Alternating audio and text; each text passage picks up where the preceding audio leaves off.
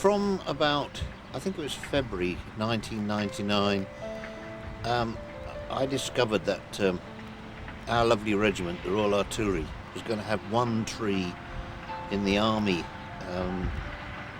plot, wherever that is. I don't even know where the army plot is.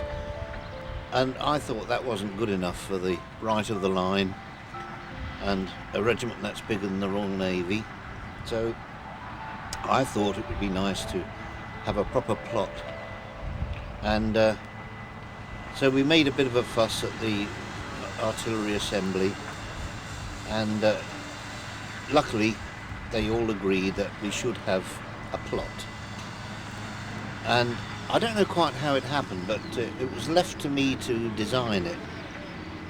And my brain started going round, and the seats came to mind first when I thought of basing them on the cap badge, leaving the crown off because over the generations we have kings and queens and this sort of thing, and we'd be forever changing them. And I think they've worked out rather well. They're very strong.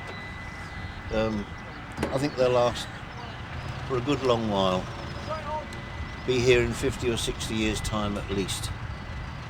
And then I was wondering how to do the plaques for the cap badge and the commemoration.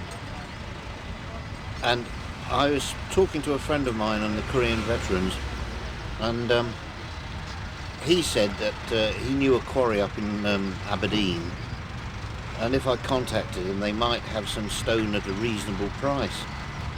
So I did contact them through my friend, and lo and behold they said we could have it for free.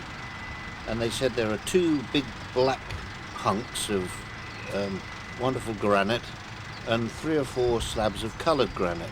So I thought, well, that's fine, we've got them for free, but how the heck do we get them down here? So I contacted 39 Regiment, and they were brilliant.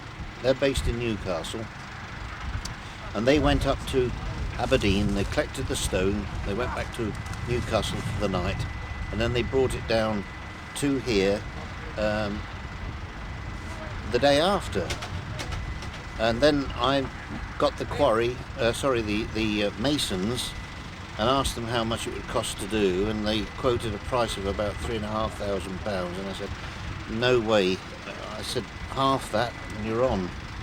And they said, okay. So I did the drawings of what we wanted of the badge, and I wrote out the let us remember, etc., and we will remember them, and they went ahead and did it. And then I thought, I was reading through a tree book to see what sort of trees to put in an arboretum, and I came across the alder tree, and it said that the alder gave its name to Alruas, where this wonderful site is. And I thought, my goodness me, we could make a feature out of this. And then lo and behold, really amazing, I discovered that the charcoal from the alder tree made black gunpowder, which the artillery used. So there we've got a nice little fix, and I made a special feature of it, and it's sitting in the middle of the pond there now. It's one of the first trees to go in, actually. That's rather nice. And they did a nice plaque with the alder tree which describes what I've just said.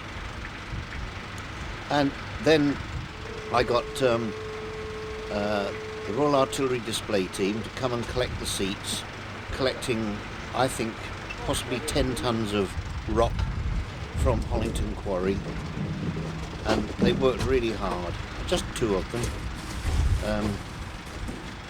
And I thought, well, we're going to need more than 2 to do the sort of work we want here. So I contacted 26 Regiment. I'm secretary of the North Staffs branch of the RAA, and they are our parent regiment. So I contacted them, and they couldn't do enough. They sent up 6 gunners, and they worked very hard here. A couple of Lance Bombardiers. And it was really terrific. They worked jolly hard. I had the hole dug for the water feature, and they've helped me assemble that. I got 4 sections of fiberglass tube, 8-foot diameter, and it was 80 feet long, and I had a section cut off the bottom, just a metre high, just over a metre, and they bolted it together and it made the island. And then we filled it with earth that was brought out of the pond. They put the liner in first for me, which I got for half price, by the way, and we're going ahead now. They're putting mud all around. Now, the ones who are putting the mud around are 14 Regiment, and they've sent a staff sergeant, 2 lance bombardiers and 3 or 4 gunners, and they're working like stink. They have done now for 2 weeks, and honestly, I couldn't have wished for a better work team. Those together with 2-6, they've done a marvellous job, and I can just picture this when it's finished. We're going to get the final concrete delivery tomorrow at 10 o'clock, and we'll concrete in all the rocks on the waterfall. I've got the pump being delivered tonight. It may seem as though it's cost an awful lot, but when you consider what we're going to have here, finally, it's going to be really good. I feel sure of that.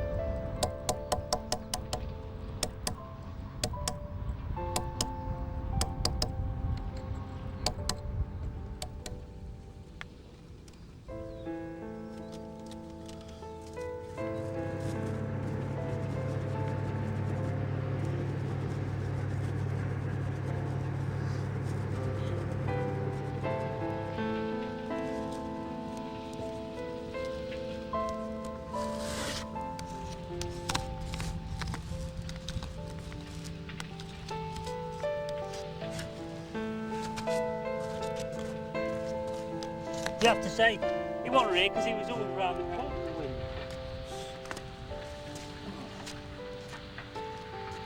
Amazing how it disappears.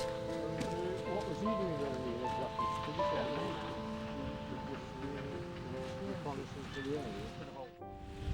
The seats here, they were collected by 3-4 battery, Seringapatam, and a 14 Regiment.